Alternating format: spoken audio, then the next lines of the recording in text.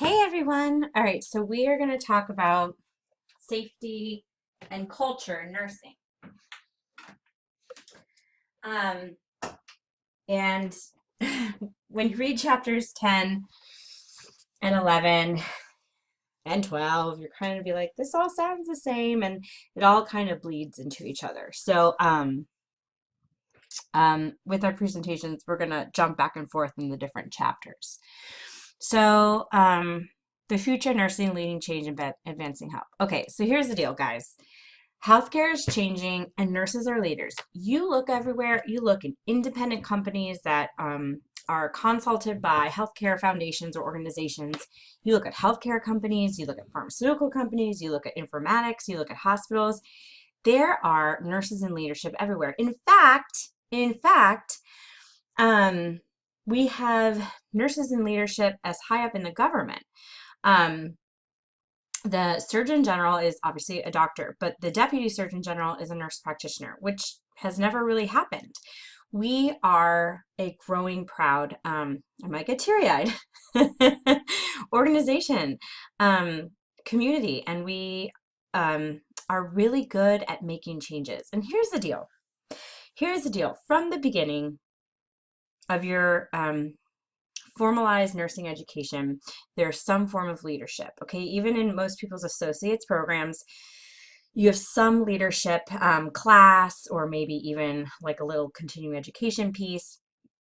The what sets apart the BSN versus the ADN or diploma nurse is all these extra classes that you get in informatics and leadership and communication and quality. And then when you get your master's, whatever area of master's you get in, you go through, again, you're going to go through these extra courses. You can even specialize in these areas. And then in your doctorate, it's the same thing.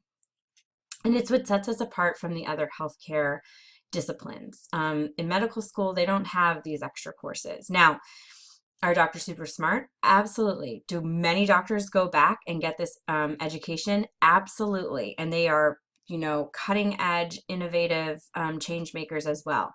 But all nurses should be that, because we actually have the tools embedded into our curriculum. So leadership is divided into four main areas, okay? Communication, that's the foundation. It's for learning and understanding about systems, knowledge of how systems function, okay? Why do things work the way they do? Where is everyone in the hierarchy? And you need to know that to institute change, okay?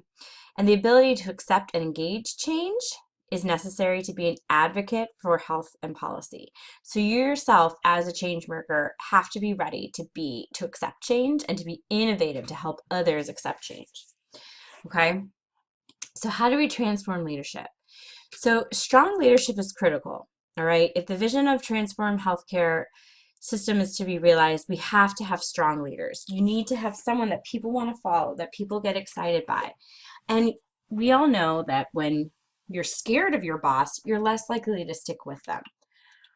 And the thing is, just because you're a leader in your field doesn't mean you have to move up, you have to leave patient care.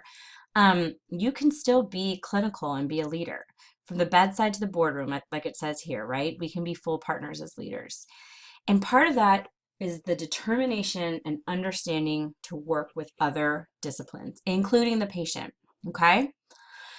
So what is needed is a style of leadership that involves working with others as full partners in a context of mutual respect and collaboration. That's transformational leadership.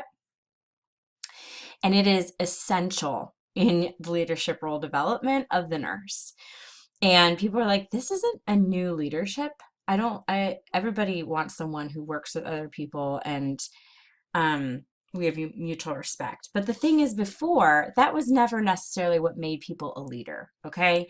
When you think of leaders in the past, maybe it was someone who just had experience in the clinical, or somebody who was really good business mind. They didn't think about how they affected others, how they were in forming relationships, which is essential in any type of transformational leadership role. And nurses, it's what we do, right? Our relationships is what makes us such good bedside clinicians.